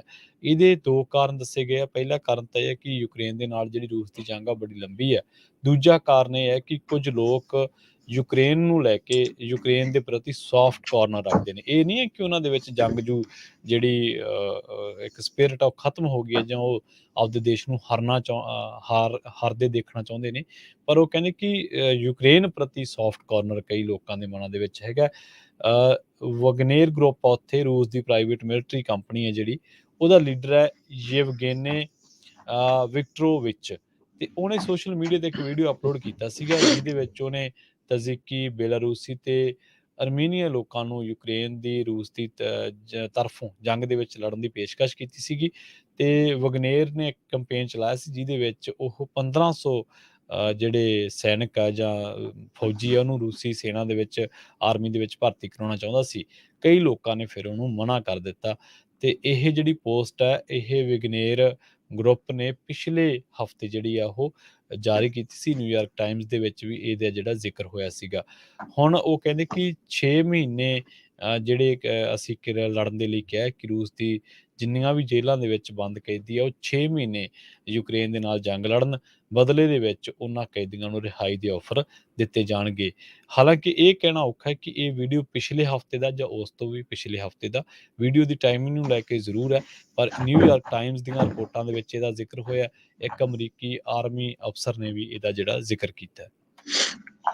ਜੀ, ਅਗਲੀ ਖਬਰ ਆਪਾਂ ਗੋਲਡਨ ਸਟੇਟ ਕੈਲੀਫੋਰਨੀਆ ਵੱਲ ਚਲੀਏ। ਕੈਲੀਫੋਰਨੀਆ ਦੇ ਵਿੱਚ ਵਰਕਰਸ ਨੂੰ ਹੁਣ ਕਹਿੰਦੇ ਵੀ ਚਿੰਤਾ ਨਹੀਂ ਕਰਨੀ ਪਊਗੀ ਵੀ ਉਹਨਾਂ ਨੂੰ ਕੰਮ ਦੇ ਉੱਤੋਂ ਕੱਢਿਆ ਜਾਊਗਾ ਜਾਂ ਉਹਨਾਂ ਨੂੰ ਹਾਇਰ ਨਹੀਂ ਕੀਤਾ ਜਾਊਗਾ ਜੇ ਉਹ ਮਰਵਾਨਾ ਜਿਹੜਾ ਆ ਯੂਜ਼ ਕਰਦੇ ਹੈਗੇ ਆ। ਸੋ ਜੇ ਕੋਈ ਭੰਗ ਪੀਂਦਾ ਆ ਹੁਣ ਉਹਨੂੰ ਤੁਸੀਂ ਕੰਮ ਤੋਂ ਕੱਢ ਨਹੀਂ ਸਕਦੇ ਤੇ ਨਾ ਹੀ ਤੁਸੀਂ ਉਹਨੂੰ ਨਾ ਕਰ ਸਕਦੇ ਵੀ ਅਸੀਂ ਤੈਨੂੰ ਭੰਗ ਪੀਣ ਕਰਕੇ ਕੰਮ ਦੇਣਾ ਨਹੀਂ ਹੈਗਾ। ਗਵਰਨਰ ਗੈਬਨ ਨਿਊਸਮ ਨੇ ਇਸ ਐਤਵਾਰ ਨੂੰ ਇਹ ਜਿਹੜਾ ਬਿੱਲ ਆ ਇਸ ਨੂੰ ਸਾਈਨ ਕਰਕੇ ਲਾ ਬਣਾ ਦਿੱਤਾ ਹੈਗਾ ਆ। 7ਵੀਂ ਸਟੇਟ ਅਮਰੀਕਾ ਦੀ ਬਣ ਗਈ ਆ ਜਿਹਦੇ ਵਿੱਚ ਇੰਪਲਾਇਰਸ ਜਿਹੜੇ ਬਿਜ਼ਨੈਸਸ ਆ ਉਹ ਡਿਸਕ੍ਰਿਮੀਨੇਟ ਨਹੀਂ ਕਰ ਸਕਦੇ ਵਰਕਰਸ ਨੂੰ ਜੋ ਵੀਡ ਨੂੰ ਸਮੋਕ ਕਰਦੇ ਹੈਗੇ, ਜੋ ਭੰਗ ਸਮੋਕ ਕਰਦੇ ਹੈਗੇ ਆ। ਇਹ ਲਾ ਇਫੈਕਟਿਵ ਹੋਣਾ ਆ ਜਨਵਰੀ 1 2024 ਤੋਂ ਲਾ ਬਣ ਗਿਆ। ਸੋ ਜਨਵਰੀ 1 2024 ਤੋਂ ਲਾ ਇਹ ਲਾਗੂ ਹੋਊਗਾ। ਯੂਰਿਨ ਟੈਸਟ ਨੂੰ ਜੇ ਦੇਖਿਆ ਜਾਵੇ ਕਹਿੰਦੇ ਪਈ ਡੇਲ ਗਰਿੰਜਰ ਕਰਕੇ ਡਾਇਰੈਕਟਰ ਹੈਗੇ ਕੈਲੀਫੋਰਨੀਆ ਨਾਰਮਲ ਚੈਪਟਰ ਦੇ, ਉਹਨਾਂ ਨੇ ਇਹ ਕਿਹਾ ਵੀ ਜਦੋਂ ਤੁਸੀਂ ਯੂਰਿਨ ਟੈਸਟ ਲੈਂਦੇ ਆ ਇਹ ਇੱਕ ਤਰ੍ਹਾਂ ਨਾਲ ਹਾਈਲੀ ਆਫੈਂਸਿਵ ਹੈਗਾ, ਇਨਵੇਜਨ ਹੈਗੀ ਵਰਕਰਸ ਦੀ ਪਰਸਨਲ ਬੋਡਲੀ ਪ੍ਰਾਈਵੇਸੀ ਤੋਂ। ਇਸੇ ਤਰ੍ਹਾਂ ਬਿਲ ਕੋਰਕ ਇੱਕ ਅਸੈਂਬਲੀਮੈਨ ਹੈਗੇ ਆ ਕੈਲੀਫੋਰਨੀਆ ਦੇ, ਉਹਨਾਂ ਨੇ ਇਹ ਕਿਹਾ ਵੀ ਮੈਂ ਬਹੁਤ ਖੁਸ਼ ਹਾਂ ਵੀ AB 2188 ਬਿੱਲ ਸਾਈਨ ਹੋ ਗਿਆ ਗਵਰਨਰ ਵੱਲੋਂ ਤੇ ਜੋ ਐਡਵੋਕੇਟ ਕਰ ਰਹੇ ਹੈਗੇ ਆ, ਸਪਾਂਸਰ ਕਰ ਰਹੇ ਹੈਗੇ ਆ ਇਸ ਕੈਨਵਸ ਯੂਜ਼ ਦੇ ਲਈ ਉਹਨਾਂ ਦਾ ਧੰਨਵਾਦ। ਸੋ ਦੇਖੋ ਹੁਣ ਕੋਈ ਇੱਥੇ ਸਟੇਟ ਦੇ ਅਸੈਂਬਲੀ ਵਾਲੀ ਸਪੋਰਟ ਕਰੀ ਜਾਂਦੇ ਆ ਵੀ ਭੰਗ ਵਰਤੋ। ਜਿਮ ਅਰੈਬੀ ਡਾਇਰੈਕਟਰ ਆਫ ਜੀ, strategic campaign for United food ਦੇ ਕਮਰਸ਼ੀਅਲ ਵਰਕਰਸ ਦੇ ਲੋਕਲ 5 ਦੇ ਮੈਂਬਰ ਆ। ਉਹਨਾਂ ਨੇ ਇਹ ਕਿਹਾ ਵੀ ਇਹ ਇੱਕ ਤਰ੍ਹਾਂ ਨਾਲ ਵਿਕਟਰੀ ਹੈਗੀ ਆ ਸਾਰੇ ਕਾਮਿਆਂ ਦੇ ਲਈ। ਕੋਈ ਵੀ EMPLOYEE ਨੂੰ ਜਿਹੜਾ ਆ ਤੁਸੀਂ ਨਹੀਂ ਫਾਇਰ ਕਰ ਸਕਦੇ ਹੈਗੇ ਐਜ਼ ਲੌਂਗ ਐਜ਼ ਜੇ ਤੁਸੀਂ ਭੰਗ ਵਗੈਰਾ ਯੂਜ਼ ਕਰਦੇ ਹੈਗੇ ਆ। ਸੋ ਨਵਾਂ ਲਾ ਇਹ ਕਾਫੀ ਹਫ਼ਤਿਆਂ ਦੀ ਕੋਸ਼ਿਸ਼ ਤੋਂ ਬਾਅਦ ਆਇਆ ਹੈਗਾ। ਤੇ ਇਹ ਉਸ ਟਾਈਮ ਆਇਆ ਜਿਸ ਟਾਈਮ ਦੇ ਉੱਤੇ ਕੈਲੀਫੋਰਨੀਆ ਦੇ ਵਿੱਚ ਕਈ ਇਨਵੈਸਟੀਗੇਟਿਵ ਰਿਪੋਰਟਸ ਆਈਆਂ ਵੀ ਇਸ ਟਾਈਮ ਕੈਲੀਫੋਰਨੀਆ ਸਟੇਟ ਦੇ ਵਿੱਚ ਇਲੀਗਲੀ ਜੋ ਲੋਕ ਭੰਗ ਨੂੰ ਉਗਾਉਂਦੇ ਆ, ਕੈਨਵਸ ਇੰਡਸਟਰੀ ਇੱਕ ਤਰ੍ਹਾਂ ਨਾਲ ਜਿਹੜੀ ਇਲੀਗਲ ਬਣੀ ਹੋਈ ਹੈ, ਇੱਕ ਤਾਂ ਲੀਗਲ ਆ ਇੱਕ ਇਲੀਗਲ ਆ, ਉਹ ਲੀਗਲ ਨਾਲੋਂ ਵੀ ਜ਼ਿਆਦਾ ਹੋ ਗਈ ਆ। ਯੁਕਾਇਆ ਵਾਲਾ ਏਰੀਆ ਬਹੁਤ ਜ਼ਿਆਦਾ ਇਸ ਜਿਹੜੀ ਇਸ ਇੰਡਸਟਰੀ ਵੱਲ ਵੱਧ ਰਿਹਾ ਆ। ਇਸੇ ਤਰ੍ਹਾਂ ਬਹੁਤ ਸਾਰੀ ਫਾਰਮਿੰਗ ਜਿਹੜੀ ਆ ਉਹਨਾਂ ਖੇਤਾਂ ਦੇ ਵਿੱਚ ਲੋਕਾਂ ਨੇ ਭੰਗ ਉਗਾਈ ਹੋ ਹੈਗੀ ਆ। ਸੋ ਉਹਨੂੰ ਕਿਸ ਤਰ੍ਹਾਂ ਕੰਟਰੋਲ ਕਰਨਾ। ਸੈਂਟਰਲ ਵੈਲੀ ਦੇ ਵਿੱਚ ਸਿਆਰਾ ਨਵਾਡਾਸ ਦੀਆਂ ਫੁੱਟ ਹਿਲਸ ਦੇ ਵਿੱਚ ਤੁਸੀਂ ਦੇਖਿਆ ਹੋਊਗਾ ਬਹੁਤ ਵਾਰ ਜੋ ਪੁਲਿਸ ਆਫੀਸਰਸ ਆ ਉਹ ਜਾਂਦੇ ਆ ਤੇ ਫਿਰ ਇਹ ਜੋ ਭੰਗ ਹੁੰਦੀ ਆ ਉਹਨੂੰ ਬਰਨ ਵੀ ਕਰਦੇ ਜੋ ਇਲੀਗਲੀ ਉਗਾਈ ਹੁੰਦੀ ਹੈਗੀ ਆ। ਸੋ ਇਹ ਨਵਾਂ ਲਾ ਸਾਈਨ ਕੀਤਾ ਗਿਆ ਹੈ ਕੈਲੀਫੋਰਨੀਆ ਦੇ ਗਵਰਨਰ ਵੱਲੋਂ, ਉਹ ਆਪਾਂ ਤੁਹਾਡੇ ਨਾਲ ਸਾਂਝਾ ਕੀਤਾ ਹੈਗਾ। ਜੀ। ਪ੍ਰੋਗਰਾਮ ਅਪਡੇਟ ਅਮਰੀਕਾ ਦੇ ਵਿੱਚ ਵੇਲਾ ਹੋ ਚੱਲਿਆ। ਇੱਕ ਛੋਟੀ ਜਿਹੀ ਬ੍ਰੇਕ ਦੇ ਲਈ ਰੁਕਣ ਦਾ, ਤੁਸੀਂ ਕਿਤੇ ਨਾ ਜਾਏ, ਜੁੜੇ ਰਹੋ ਪੰਜਾਬੀ ਰੇਡੀਓ USA ਦੇ ਨਾਲ। ਬ੍ਰੇਕ ਤੋਂ ਪਾਰ ਮੈਕਸੀਕੋ ਅਰਥਕੁਏਕ ਦੇ ਨਾਲ ਕੁਝ ਹੋਰ ਅਹਿਮ ਖਬਰਾਂ ਦੇ ਬਾਰੇ ਗੱਲਬਾਤ ਕਰਾਂਗੇ। ਬ੍ਰਿਟੇਨ ਦੇ ਲੈਸਟਰ ਦੇ ਵਿੱਚ ਜਿਹੜਾ ਹਿੰਦੂ ਤੇ ਮੁਸਲਮਾਨਾਂ ਦੇ ਵਿਚਾਲੇ ਜਿਹੜਾ ਫਿਰਕੂਤਨਾ ਹੈ ਉਹਦੇ ਬਾਰੇ ਆਮ ਲੋਕਾਂ ਦਾ ਕੀ ਕਹਿਣਾ ਹੈ, ਤੇ ਇਹਦੇ ਨਾਲ ਕੁਝ ਹੋਰ ਅਹਿਮ ਖਬਰਾਂ ਬਾਰੇ ਵੀ ਆਪਾਂ ਕਰਾਂਗੇ ਚਰਚਾ। ਜਾਇਓ ਨਾ ਕਿਤੇ, ਜੁੜੇ ਰਹੋ ਪੰਜਾਬੀ ਰੇਡੀਓ USA ਦੇ ਨਾਲ। ਅਸੀਂ ਹੁਣੇ ਪਰਤਾਂਗੇ ਇੱਕ ਸ਼ਾਰਟ ਬ੍ਰੇਕ ਤੋਂ ਬਾਅਦ।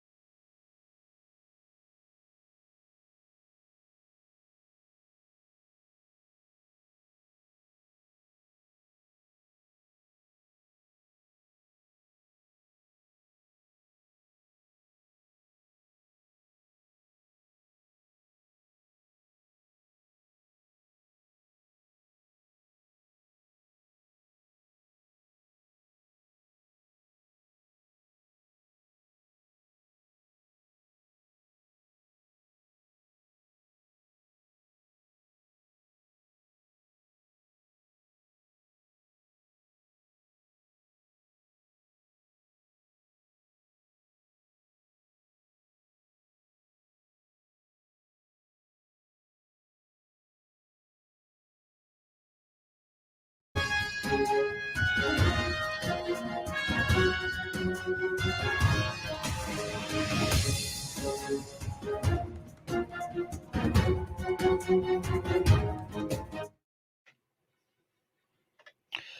ਤੋਂ ਬਾਅਦ ਇੱਕ ਵਾਰ ਮੁੜ ਤੋਂ ਤੁਹਾਡਾ ਸਾਰਿਆਂ ਦਾ ਸਵਾਗਤ ਹੈ। ਤੁਸੀਂ ਜੁੜੇ ਹੋਏ ਹੋ ਪੰਜਾਬੀ ਰੇਡੀਓ USA ਦੇ ਨਾਲ ਤੇ ਮੈਂ ਹਾਂ Praveen Sharma. Programme update America ਦੇ ਵਿੱਚ ਇੱਕ ਵਾਰ ਮੁੜ ਤੋਂ ਤੁਹਾਡਾ ਸਾਰਿਆਂ ਦਾ ਸਵਾਗਤ ਕਰਦਾ ਹੈ। ਮੇਰੇ ਜੀ ਨਾਲ ਆਇਆਂ ਜੁੜ ਨੂੰ ਚੁੱਕੇ ਨੇ ਹਰਜੋਤ ਸਿੰਘ ਖਾਲਸਾ ਜੀ। ਜੀ ਧੰਨਵਾਦ ਸਾਰਿਆਂ ਨੂੰ, ਜੀ ਆਇਆਂ ਨੂੰ। ਤੇ ਆਪਾਂ ਅਗਲੀਆਂ ਖਬਰਾਂ ਵੱਲ ਚੱਲੀਏ। ਸ਼ਿਕਾਗੋ ਤੋਂ ਇੱਕ ਬੁਰੀ ਖਬਰ ਆ ਰਹੀ ਆ। ਸ਼ਿਕਾਗੋ 'ਚ ਜੀ ਅੱਜ ਸਵੇਰੇ ਸ਼ਿਕਾਗੋ ਦੇ 9 ਵਜੇ ਦੇ ਸਮੇਂ ਦੇ ਮੁਤਾਬਕ, ਕਿਉਂਕਿ 2 ਘੰਟੇ ਤਾਂ ਸਾਡਾ ਡਿਫਰੈਂਸ ਆ, ਉੱਥੇ ਇੱਕ ਬਹੁਤ ਵੱਡੀ ਕਮਰਸ਼ੀਅਲ ਜੋ ਬਿਲਡਿੰਗ ਆ ਜੀ ਉਹ ਕੋਲੈਪਸ ਕਰ ਗਈ ਆ। ਉੱਥੇ ਐਕਸਪਲੋਜ਼ਨ ਹੋਇਆ ਆ ਸ਼ਿਕਾਗੋ ਦੇ ਵੈਸਟ ਸਾਈਡ ਦੇ ਵਿੱਚ, ਜਿਹਦੇ ਨਾਲ ਕਹਿੰਦੇ ਵੀ ਮਲਟੀਪਲ ਇੰਜਰੀਜ਼ ਹੋਈਆਂ ਹੈਗੀਆਂ। ਇਵੈਕੂਏਸ਼ਨ ਆਰਡਰ ਵੀ ਉੱਥੇ ਜਾਰੀ ਕੀਤੇ ਗਏ ਹੈਗੇ ਆ। 10 ਦੇ ਕਰੀਬ ਐਂਬੂਲੈਂਸਿਸ ਪਹੁੰਚ ਗਈਆਂ ਆ। ਇਹ ਵੈਸਟ ਵਾਸ਼ਿੰਗਟਨ ਬੁਲੇਵਰਡ ਤੇ ਨਾਰਥ ਸੈਂਟਰਲ ਐਵਨਿਊ ਦੇ ਉੱਤੇ ਸਾਰਾ ਕੁਝ ਵਾਪਰਿਆ। ਸ਼ਿਕਾਗੋ ਦੀ ਫਾਇਰ ਡਿਪਾਰਟਮੈਂਟ ਨੇ ਇਹ ਇਨਫੋਰਮ ਕੀਤਾ ਹੈ ਤੇ ਉਹ ਕਹਿੰਦੇ ਵੀ ਸਾਨੂੰ ਮੈਨ ਪਾਵਰ ਚਾਹੀਦੀ ਹੈਗੀ ਆ। ਜਿਹੜੀ ਸਟਰਕਚਰ ਡਿੱਗੀ ਹੈਗੀ ਆ ਉਸ ਦੇ ਵਿੱਚ ਜੋ ਕੋਈ ਲੋਕ ਹੋ ਸਕਦਾ ਦੱਬੇ ਹੋਏ ਹੋਣ, ਉਹਨਾਂ ਨੂੰ ਕੱਢਿਆ ਜਾ ਸਕੇ। ਹਜੇ ਤੱਕ ਜਿਹੜਾ ਐਕਸਪਲੋਜ਼ਨ ਹੋਇਆ ਆ ਉਹਦਾ ਨਹੀਂ ਪਤਾ ਚੱਲ ਸਕਿਆ ਵੀ ਉਹ ਕਾਹਤੇ ਹੋਇਆ ਆ। ਉਹ ਅੱਗ ਨਾਲ ਹੋਇਆ ਜਾਂ ਕੋਈ ਹੋਰ ਕਿਸੇ ਕਾਰਨ ਕਰਕੇ ਹੋਇਆ ਹੈਗਾ। 8 ਦੇ ਕਰੀਬ ਲੋਕਾਂ ਨੂੰ ਜੀ ਟਰਾਂਸਪੋਰਟ ਕੀਤਾ ਗਿਆ ਆ ਲਾਗੇ ਦੇ ਜੋ ਹਸਪਤਾਲ ਆ। ਇਹ ਫਾਇਰ ਆਫੀਸ਼ੀਅਲਸ ਉੱਥੇ ਦੇ ਦੱਸਦੇ ਆ। 3 ਜਾਣੇ ਬਹੁਤ ਕ੍ਰਿਟੀਕਲ ਕੰਡੀਸ਼ਨ 'ਚ ਆ। ਹਜੇ ਇਹ ਡਿਵੈਲਪਿੰਗ ਸਟੋਰੀ ਹੈਗੀ ਆ। ਫਾਇਰ ਆਫੀਸ਼ੀਅਲਸ ਨੇ ਇਹ ਕਿਹਾ ਵੀ ਐਕਸਪਲੋਜ਼ਨ ਦਾ ਕਾਰਨ ਹਜੇ ਤੱਕ ਨਹੀਂ ਪਤਾ ਕੋਈ ਵੀ। ਗੈਸ ਐਂਡ ਕੋਮੈਡ ਕਨਫਰਮ ਜਿਹੜੀ ਆ ਇੱਕ ਉੱਥੇ ਦੀ ਕੰਪਨੀ ਆ, ਉਹ ਦੋਨੋਂ ਹੀ ਕੰਪਨੀਆਂ ਉਸ ਸੀਨ ਦੇ ਉੱਤੇ ਪਹੁੰਚ ਗਈਆਂ ਆ। ਸ਼ਿਕਾਗੋ ਦੀ ਮੇਅਰ ਲੌਰੀ ਲਾਈਟਫੁੱਡ ਨੇ ਵੀ ਟਵੀਟ ਕੀਤਾ ਆ ਵੀ ਜਿਹੜੇ ਫੱਟੜ ਹੋਏ ਆ ਤੇ ਮੈਂ ਉਹਨਾਂ ਦੇ ਨਾਲ ਹੈਗੀ ਆ। ਮੇਰੀ ਥਾਟਸ ਤੇ ਪ੍ਰੇਅਰਸ ਉਹਨਾਂ ਦੇ ਨਾਲ ਇਸ ਟਾਈਮ ਹੈਗੀ ਆ। ਇੱਕ ਵਾਰੀ ਫੇਰ ਦੱਸਦੇ ਜਾਈਏ, 2 ਘੰਟੇ ਪਹਿਲਾਂ ਸ਼ਿਕਾਗੋ ਦੇ ਵਿੱਚ ਇੱਕ ਬਿਲਡਿੰਗ ਕੋਲੈਪਸ ਕੀਤੀ ਹੈਗੀ ਆ ਤੇ ਉਸ ਦੇ ਵਿੱਚ ਕਾਫੀ ਲੋਕਾਂ ਦੇ ਸੱਟਾਂ ਲੱਗਣ ਦੀ ਖਬਰ ਆ ਰਹੀ ਆ। 3 ਜਾਣੇ ਹਜੇ ਤੱਕ ਜੋ ਖਬਰਾਂ ਆਈਆਂ ਉਹ ਕ੍ਰਿਟੀਕਲੀ ਹੋਏ ਆ ਫੱਟੜ, ਤੇ ਬਾਕੀ ਜਾਣੇ ਜਿਹੜੇ ਆ ਉਹਨਾਂ ਦੇ ਥੋੜੀਆਂ ਘੱਟ ਸੱਟਾਂ ਲੱਗੀਆਂ ਤੇ ਉਹਨਾਂ ਨੂੰ ਆਲਰੇਡੀ ਹਸਪਤਾਲ ਦੇ ਵਿੱਚ ਪਹੁੰਚਾਇਆ ਗਿਆ ਹੈਗਾ। ਤੇ ਸ਼ਿਕਾਗੋ ਦੀ ਫਾਇਰ ਡਿਪਾਰਟਮੈਂਟ ਕਹਿੰਦੇ ਆ ਵੀ ਸਾਨੂੰ ਮੈਨ ਪਾਵਰ ਦੀ ਜ਼ਰੂਰਤ ਆ, ਕਿਉਂਕਿ ਉਹ ਖਦਸ਼ਾ ਹੈਗਾ ਵੀ ਕੁਛ ਲੋਕ ਇਸ ਬਿਲਡਿੰਗ ਦੇ ਜੋ ਰੂਬਲ ਹੈਗਾ ਬਿਲਡਿੰਗ ਦਾ ਉਹਦੇ ਥੱਲੇ ਦੱਬੇ ਹੋਏ ਹੋਣ। ਜੀ ਅਗਲੀ ਖਬਰ ਰੁਖ ਕਰਦੇ ਹਾਂ ਮੈਕਸੀਕੋ ਦਾ। ਮੈਕਸੀਕੋ ਦੇ ਵਿੱਚ ਜਿਹੜਾ ਭੂਚਾਲ ਆ ਉਹਨੇ ਹਿਲਾ ਕੇ ਰੱਖ ਦਿੱਤਾ। ਮੈਕਸੀਕੋ ਦੇ ਵਿੱਚ ਸੈਂਟਰਲ ਮੈਕਸੀਕੋ ਦੇ ਇਲਾਕੇ, ਖਾਸ ਕਰਕੇ ਮਿਚੋਆਕਨ ਰੀਜਨ ਦੇ ਵਿੱਚ ਇਹ ਭੂਚਾਲ ਆਇਆ, ਜਿਹਦਾ ਮੈਗਨੀਟਿਊਡ 5.8 ਜਿਹੜਾ ਉਹ ਦਰਜ ਕੀਤਾ ਗਿਆ। ਤੇ ਇਸ ਤੋਂ ਬਾਅਦ 2 ਜਣਿਆਂ ਦੀ ਜਿਹੜੀ ਆ ਮੌਤ ਹੋ ਗਈ ਆ। ਇਹ ਜਿਹੜੀਆਂ ਮੌਤਾਂ ਹੋਈਆਂ ਨੇ ਇੱਕ ਬਿਲਡਿੰਗ ਦੇ ਡਿੱਗਣ ਕਰਕੇ ਹੋਈਆਂ ਨੇ। ਜਿਹੜੇ ਵਿਕਟਮ ਨੇ ਉਹ ਇੱਕ ਜਿਹੜੀ ਆ ਡਿਪਾਰਟਮੈਂਟ ਸਟੋਰ ਸੀਗਾ ਪੈਸੀਫਿਕ ਪੋਰਟ, ਜਿਹੜਾ ਮਿੰਜ਼ਾਲੇਂਜ਼ੋ ਇਲਾਕੇ ਦੇ ਵਿੱਚ, ਪਿੰਡ ਦੇ ਵਿੱਚ ਕਹਿ ਲਓ ਜਾਂ ਉਸ ਇਲਾਕੇ ਦੇ ਵਿੱਚ। ਤਾਂ ਉੱਥੇ 2 ਜਾਣੇ ਜਿਹੜੇ ਆ ਉਹ ਮਾਰੇ ਗਏ ਨੇ ਤੇ ਦੱਸਦੇ ਆ ਕਿ 7.6 ਤੱਕ ਦਾ ਜਿਹੜਾ ਭੂਚਾਲ ਇੱਕ ਵਾਰੀ ਮੈਕਸੀਕੋ ਦੇ ਵਿੱਚ ਮਾਫ ਕਰਨਾ ਆਇਆ ਸੀਗਾ, ਜਿਹਦੇ ਵਿੱਚ ਹਜ਼ਾਰਾਂ ਦੀ ਗਿਣਤੀ ਦੇ ਵਿੱਚ ਲੋਕ ਮਾਰੇ ਗਏ ਸਨ 1985 ਤੇ 2017 ਦੇ ਵਿੱਚ। ਹੁਣ ਅਥਾਰਟੀਜ਼ ਇਹ ਗੱਲ ਕਹਿ ਰਹੀਆਂ ਨੇ ਕਿ ਸਮੁੰਦਰ ਦੇ ਵਿੱਚ ਵੀ ਕੁਝ ਹਲਚਲ ਜਿਹੜੀ ਹੈ ਦੇਖੀ ਗਈ ਹੈ ਤੇ ਸੁਨਾਮੀ ਦਾ ਜਿਹੜਾ ਥ੍ਰੈਟ ਕਹਿ ਲਓ ਉਹ ਬਰਕਰਾਰ ਹੈ। ਤੇ ਨਾਲ ਹੀ ਇੱਕ ਸੁਨਾਮੀ ਜਿਹੜਾ ਅਲਰਟ ਆ ਉਹ ਜਾਰੀ ਕੀਤਾ ਗਿਆ ਕੁਏਕ ਤੋਂ ਬਾਅਦ। ਤੇ ਜਿਹੜੇ ਪ੍ਰਭਾਵਿਤ ਇਲਾਕੇ ਨੇ ਉੱਥੇ ਅਥਾਰਟੀਜ਼ ਕੰਮ ਕਰ ਰਹੀਆਂ ਨੇ ਤੇ ਲੋਕਾਂ ਨੂੰ ਕਿਹਾ ਕਿ ਤੁਸੀਂ ਸਮੁੰਦਰ ਦੇ ਵਿੱਚ ਜਾਣ ਤੋਂ ਗੁਰੇਜ਼ ਕਰੋ ਫਿਲਹਾਲ, ਤੇ ਨਾਲ ਜਿਹੜਾ ਤੁਹਾਡੇ ਆਸ-ਪਾਸ ਦੇ ਇਲਾਕੇ ਨੇ ਤਾਂ ਕੋਸ਼ਿਸ਼ ਕਰੋ ਕਿ ਜ਼ਿਆਦਾ ਤੰਗ ਭੀੜ ਵਾਲੇ ਜਿਹੜੇ ਇਲਾਕੇ ਆ ਉੱਥੇ ਨਾ ਖੜਿਆ ਜਾਵੇ ਜਾਂ ਨਾ ਰਿਹਾ ਜਾਵੇ। ਜੀ ਜੀ ਬਿਲਕੁਲ। ਅਗਲੀ ਖਬਰ ਵੱਲ ਚਲੀਏ ਤੇ ਆਪਾਂ ਕੁਛ ਜੇ ਇਕੋਨਮੀ ਦੀ ਗੱਲ ਕਰਦੇ ਜਾਈਏ। ਫੈਡ ਜੋ ਆ ਉਹ ਐਕਸਪੈਕਟ ਕਰ ਰਿਹਾ ਵੀ ਇੰਟਰਸਟ ਰੇਟ ਨੂੰ ਇਨਕਰੀਜ਼ ਕੀਤਾ ਜਾਵੇ ਤੇ ਇਸ ਨੂੰ ਕਾਫੀ ਲੰਮੇ ਸਮੇਂ ਤੱਕ ਹੋਲਡ ਰੱਖਿਆ ਜਾਵੇ। ਇਸ ਵੀਕ ਮੀਟਿੰਗ ਹੋਣੀ ਹੈਗੀ ਆ ਫੈਡਰਲ ਰਿਜ਼ਰਵ ਬੋਰਡ ਦੀ। ਇਹ ਤਾਂ ਕਨਫਰਮ ਹੀ ਆ ਵੀ 3 ਕੁਆਟਰ ਬੇਸਿਸ ਪੁਆਇੰਟ ਉਹਨਾਂ ਨੇ ਇੰਟਰਸਟ ਰੇਟ ਵਧਾਉਣਾ ਹੈ, ਤੇ ਇਹ ਵੀ ਹੋ ਸਕਦਾ ਵੀ ਉਸ ਤੋਂ ਵੀ ਜ਼ਿਆਦਾ ਜਿਹੜਾ ਆ ਇੰਟਰਸਟ ਰੇਟ ਵਧਾਇਆ ਜਾ ਸਕੇ। ਵਾਲ ਸਟਰੀਟ ਨੂੰ ਵੀ ਹੁਣ ਪਤਾ ਚੱਲ ਗਿਆ ਵੀ ਫੈਡਰਲ ਰਿਜ਼ਰਵ ਬੋਰਡ ਤੋਂ ਇੰਟਰਸਟ ਰੇਟ ਵਧਾਏਗਾ, ਇਸੇ ਕਰਕੇ ਆਪਾਂ ਦੇਖਿਆ ਵੀ ਸਟਾਕ ਮਾਰਕੀਟ ਦਾ ਪਿਛਲੇ ਕੁਝ ਹਫ਼ਤਿਆਂ ਤੋਂ ਬੜਾ ਬੁਰਾ ਹਾਲ ਚੱਲ ਰਿਹਾ ਹੈਗਾ। ਸੈਂਟਰਲ ਬੈਂਕ ਵੀ ਇਹ ਫੋਰਕਾਸਟ ਕਰ ਰਹੀ ਆ ਵੀ ਜਿਹੜੇ ਇੰਟਰਸਟ ਰੇਟਾਂ ਨੂੰ ਵਧਾਇਆ ਜਾਊਗਾ ਇਹ ਮਾਰਚ 2023 ਤੱਕ ਪੀਕ ਕਰ ਜਾਊਗਾ 4.26%। ਇਹ ਜੋ ਸੈਂਟਰਲ ਰਿਜ਼ਰਵ ਬੋਰਡ ਦਾ ਇੰਟਰਸਟ ਰੇਟ ਹੁੰਦਾ ਆ, ਬਾਕੀ ਜਿਹੜਾ ਆਪਾਂ ਨੂੰ ਮਿਲਦਾ ਉਹ ਡਿਫਰੈਂਟ ਹੁੰਦਾ। ਹੁਣ 6 ਦੇ ਕਰੀਬ ਆ, ਜੇ 3 ਕੁਆਟਰ ਬੇਸਿਸ ਪੁਆਇੰਟ ਵੱਧਦਾ ਹੈ ਤੇ ਮੈਨੂੰ ਲੱਗਦਾ ਵੀ 7 ਦੇ ਲਾਗੇ ਛਾਗੇ ਉਹ ਚਲੇ ਜਾਣਾ ਹੈਗਾ ਆ। ਫੈਡਰਲ ਰਿਜ਼ਰਵ ਬੋਰਡ ਇਹੀ ਡਰ ਰਿਹਾ ਕਿ ਕਿਸੇ ਤਰ੍ਹਾਂ ਰਿਸੈਸ਼ਨ ਨਾ ਆ ਜਾਏ। ਰਿਸੈਸ਼ਨ ਨੂੰ ਉਸ ਤੋਂ ਬਚਣ ਦੇ ਲਈ ਹੀ ਤੇ ਇਨਫਲੇਸ਼ਨ ਨੂੰ ਘਟਾਉਣ ਦੇ ਲਈ federal reserve board interest rate ਵਧਾ ਰਿਹਾ ਹੈਗਾ ਆ। ਲੈਰੀ ਸਮਰਜ਼ ਇਹ ਇੱਕ ਫੈਡਰਲ ਰਿਜ਼ਰਵ ਬੋਰਡ ਦੇ ਹੈਡ ਰਹਿ ਚੁੱਕੇ ਹੈਗੇ ਆ, ਯੂਨੀਵਰਸਿਟੀ ਦੇ ਚਾਂਸਲਰ ਵੀ ਰਹੇ ਹੈਗੇ ਆ। ਉਹਨਾਂ ਨੇ ਇਹ ਕਿਹਾ ਆ ਵੀ ਫੈਡਰਲ ਰਿਜ਼ਰਵ ਬੋਰਡ ਨੂੰ ਇੰਟਰਸਟ ਰੇਟ ਵਧਾਈ ਜਾਣੇ ਚਾਹੀਦੇ ਆ ਜਦੋਂ ਤੱਕ ਤੁਸੀਂ ਇਨਫਲੇਸ਼ਨ ਨੂੰ ਕੰਟਰੋਲ ਨਹੀਂ ਕਰ ਸਕਦੇ। ਇੱਕ ਆਲਰੇਡੀ ਕਹਿੰਦੇ ਵੀ ਸੈਂਟਰਲ ਰਿਜ਼ਰਵ ਬੋਰਡ ਬਹੁਤ ਸਲੋ ਚੱਲ ਰਿਹਾ, ਇਹਨਾਂ ਨੂੰ ਇੰਟਰਸਟ ਰੇਟ ਬਹੁਤ ਪਹਿਲਾਂ ਵਧਾਉਣਾ ਚਾਹੀਦਾ ਸੀ, ਜਿਹਦੇ ਨਾਲ ਫਿਰ ਇਹ ਸਾਡੇ ਕੋਲ ਇਨਫਲੇਸ਼ਨ ਕੰਟਰੋਲ ਦੇ ਵਿੱਚ ਰਹਿੰਦੀ। ਯੂਰਪ ਦਾ એનર્ਜੀ ਕ੍ਰਾਈਸਿਸ ਇਹ ਯੂਐਸਏ ਦੀ ਇਨਫਲੇਸ਼ਨ ਦੇ ਵਿੱਚ ਹਿੱਸਾ ਪਾ ਰਿਹਾ। ਇਹ ਲੈਰੀ ਸਮਰਜ਼ ਆ, ਉਹ ਉਹਨਾਂ ਦੇ ਬਿਆਨ ਆ। ਲੈਰੀ ਸਮਰਜ਼ ਇਸ ਟਾਈਮ ਇਕਨੋਮਿਕਸ ਦੇ ਪ੍ਰੋਫੈਸਰ ਹੈਗੇ ਹਾਰਵਰਡ ਯੂਨੀਵਰਸਿਟੀ ਤੋਂ, ਤੇ ਇਹਨਾਂ ਨੇ ਟ੍ਰੇਜਰ ਸੈਕਟਰੀ ਸਰਵ ਕੀਤਾ ਹੈ ਅੰਡਰ ਪ੍ਰੈਜ਼ੀਡੈਂਟ ਬਿਲ ਕਲਿੰਟਨ ਉਹਨਾਂ ਦੇ, ਤੇ ਉਹ as a director national economic council ਵੀ ਰਹੇ ਅੰਡਰ ਪ੍ਰੈਜ਼ੀਡੈਂਟ ਬਰਾਕ ਓਬਾਮਾ ਉਹਨਾਂ ਦੇ। ਕਹਿੰਦੇ ਬਈ ਕੋਰ ਇਨਫਲੇਸ਼ਨ 6% ਤੋਂ ਵੱਧ ਹੈਗੀ ਆ ਅਗਸਤ ਮਹੀਨੇ ਦੇ ਵਿੱਚ। ਇਕੋਨੋਮਿਸਟ ਨੋਟ ਕਰ ਰਹੇ ਆ ਵੀ 15 ਮਹੀਨੇ ਪਹਿਲਾਂ ਜ਼ੀਰੋ ਦੇ ਕਰੀਬ ਸੀਗਾ ਇੰਟਰਸਟ ਰੇਟ। ਤੁਸੀਂ ਦੇਖੋ ਵੀ ਹੁਣ ਕਿੰਨੀ ਜਲਦੀ ਕਹਿੰਦੇ ਵੀ ਮਿਡ 2023 ਤਾਈਂ ਇਹ 4.5% ਤੱਕ ਜਾਣਾ ਚਾਹੀਦਾ। ਸੋ ਬਿਲਕੁਲ ਵਿਦਿਨ ਸਾਲ ਡੇਢ ਸਾਲ ਦੇ ਵਿੱਚ ਕਿੰਨਾ ਕੁਛ ਚੇਂਜ ਹੋ ਗਿਆ, ਆਮ ਬੰਦਾ ਸੋਚ ਨਹੀਂ ਸਕਦਾ। ਕਿਸੇ ਟਾਈਮ ਦੇ ਉੱਤੇ ਬੜਬੜੀਆਂ ਲਾਈਨਾਂ ਲੱਗਦੀਆਂ ਸੀਆਂ ਜੀ ਘਰ ਖਰੀਦਣ ਦੇ ਲਈ, ਲੋਟਰੀ ਸਿਸਟਮ ਹੁੰਦਾ ਸੀ। ਆਸਕਿੰਗ ਪ੍ਰਾਈਸ ਤੋਂ $1 ਮਿਲੀਅਨ ਉੱਪਰ ਲੋਕ ਘਰਾਂ ਦੀਆਂ ਪ੍ਰਾਈਸਿਸ ਪੁੱਟ ਕਰ ਰਹੇ ਸੀ, ਤੇ ਹੁਣ ਰੀਅਲ ਸਟੇਟ ਦੀ ਜਿਹੜੀ ਮਾਰਕੀਟ ਆ ਸਟੈਂਡ ਸਟਿਲ ਹੀ ਆਪਾਂ ਕਹਿ ਸਕਦੇ ਹੈਗੇ, ਬਹੁਤ ਜ਼ਿਆਦਾ ਸਲੋ ਹੈਗੀ ਆ ਇਸ ਟਾਈਮ ਦੇ ਉੱਤੇ। ਜੋ ਰੀਅਲ ਸਟੇਟ ਦੇ ਐਕਸਪਰਟਸ ਆ ਉਹ ਵੀ ਇਹੀ ਕਹਿ ਰਹੇ ਹੈਗੇ ਆ। ਤੇ ਹਜੇ ਇਸ ਹਫ਼ਤੇ ਜੇ 3 quarter basis point interest rate ਵਧਣਾ, ਤੇ ਫਿਰ ਨਵੰਬਰ ਦੇ ਵਿੱਚ ਵੀ ਇੱਕ ਹੋਰ ਮੀਟਿੰਗ ਹੋਣੀ ਆ, ਉਦੋਂ ਵੀ ਵਧੂਗਾ ਤੇ ਇੰਟਰਸਟ ਰੇਟ ਕਾਫੀ ਜ਼ਿਆਦਾ ਉੱਪਰ ਚੱਲ ਜਾਊਗਾ, ਤੇ ਲੱਗਦਾ ਇਹਦਾ ਰੀਅਲ ਸਟੇਟ ਦੇ ਉੱਤੇ ਕਾਫੀ ਅਸਰ ਪਊਗਾ। ਜੀ। ਅਗਲੀ ਖਬਰ ਇੰਗਲੈਂਡ ਤੋਂ ਆ। ਇੰਗਲੈਂਡ ਦੇ ਜਿਹੜਾ ਲੈਸਟਰ ਦੇ ਵਿੱਚ ਆਪਾਂ ਦੇਖਿਆ ਕਿ ਹਿੰਦੂ ਤੇ ਕੁਝ ਮੁਸਲਮਾਨ ਧਿਰ ਦੇ ਨੌਜਵਾਨਾਂ ਦੇ ਵਿਚਾਲੇ ਇੱਕ ਕ੍ਰਿਕਟ ਮੈਚ ਤੋਂ ਬਾਅਦ ਜਿਹੜੀ ਆ ਉਹ ਅਸ਼ਾਂਤੀ ਹੋਈ ਹੈ, ਤਣਾਅ ਵਧਿਆ ਹੋਇਆ। ਹੁਣ ਇੱਥੇ 47 ਜਣਿਆਂ ਨੂੰ ਪੁਲਿਸ ਨੇ ਗ੍ਰਿਫਤਾਰ ਕੀਤਾ ਈਸਟ ਮਿਡਲੈਂਡਸ ਦੇ ਵਿੱਚ, ਲੈਸਟਰ ਆ ਜਿਹੜਾ ਉੱਥੇ। ਤੇ ਉਸ ਤੋਂ ਬਾਅਦ ਦੱਸਦੇ ਆ ਕਿ ਹਲੇ ਵੀ ਕਈ ਲੋਕ ਜਿਹੜੇ ਆ ਉਹ ਕਈ ਇਲਾਕਿਆਂ ਦੇ ਵਿੱਚ ਤਣਾਅ ਜ਼ਰੂਰ ਆ, ਹਾਲਾਂਕਿ ਉੱਥੇ ਅਮਨ ਸ਼ਾਂਤੀ ਹੈ, ਪਰ ਫਿਰ ਵੀ ਪੁਲਿਸ ਦੀ ਸੋਸ਼ਲ ਮੀਡੀਆ ਉੱਤੇ ਨਜ਼ਰ ਹੈ ਕਿ ਕਿਹੜੇ ਲੋਕ ਕਿੱਥੇ ਕੀ ਕਰ ਰਹੇ ਨੇ। ਤੇ ਨਾਲ ਇਹ ਵੀ ਦੱਸਿਆ ਗਿਆ ਕਿ 37% ਲੋਕ ਹੈ ਜਿਹੜੇ ਦੱਖਣੀ ਏਸ਼ੀਆਈ ਮੂਲ ਦੇ ਆ, ਇਹਨਾਂ ਦੇ ਵਿੱਚ ਜਿਨ੍ਹਾਂ ਦੇ ਵਿਚਾਲੇ ਝੜਪਾਂ ਹੋਈਆਂ।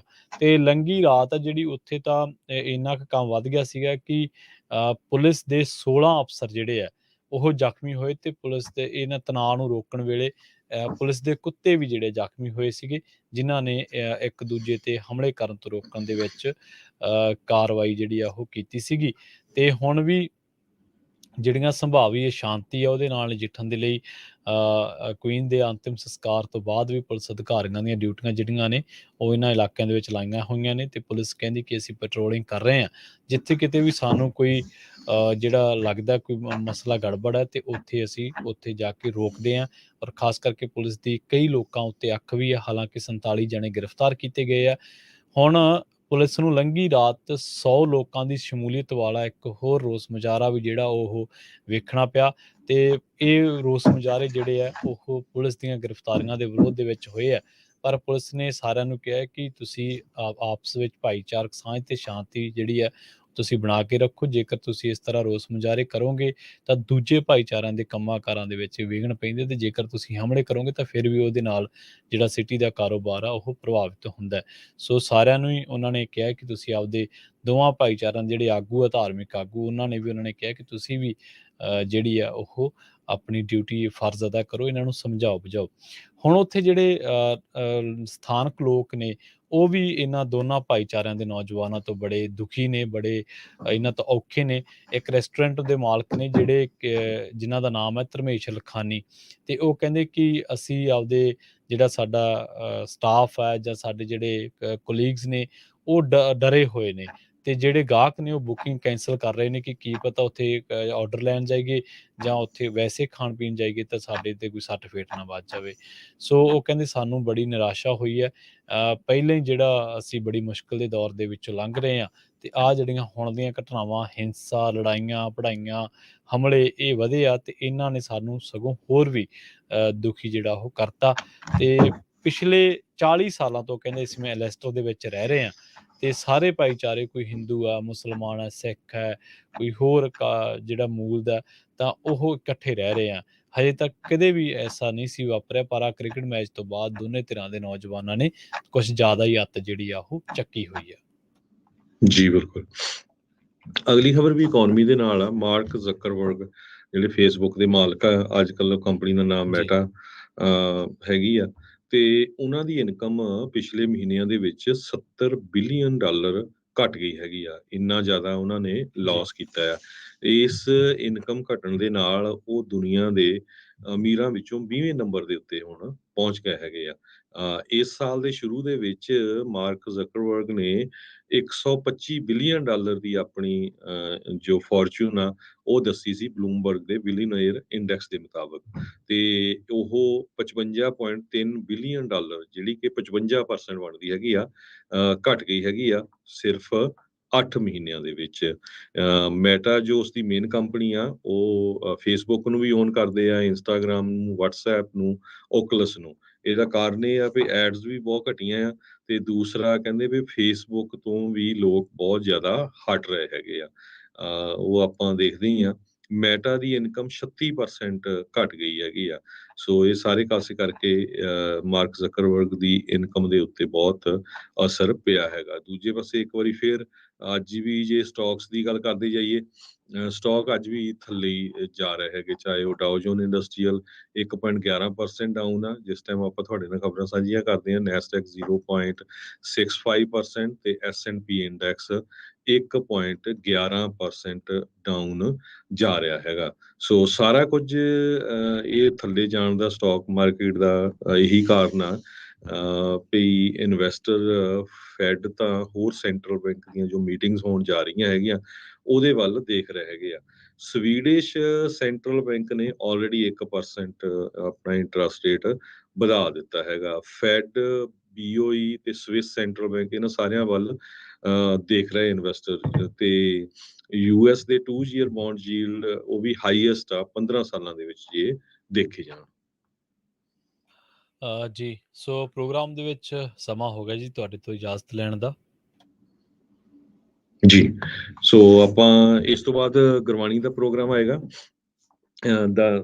10 ਵਜੇ ਤੋਂ ਲੈ ਕੇ 11 ਵਜੇ ਤੱਕ। ਉਸ ਤੋਂ ਬਾਅਦ ਨਜ਼ਰੀਆ, ਫਿਰ 3 ਤੋਂ 4 ਸ਼ੋਅ ਹੁੰਦਾ ਹੈਗਾ, ਤੇ 4 ਤੋਂ 5:30 ਫੇਰ ਸ਼ੋਅ ਹੁੰਦਾ, ਤੇ ਉਸ ਤੋਂ ਬਾਅਦ ਫਿਰ ਖਬਰਾਂ। ਤੇ ਇਸੇ ਤਰ੍ਹਾਂ ਪੰਜਾਬੀ ਰੇਡੀਓ USA ਨਾਲ ਜੁੜੇ ਰਹੋ।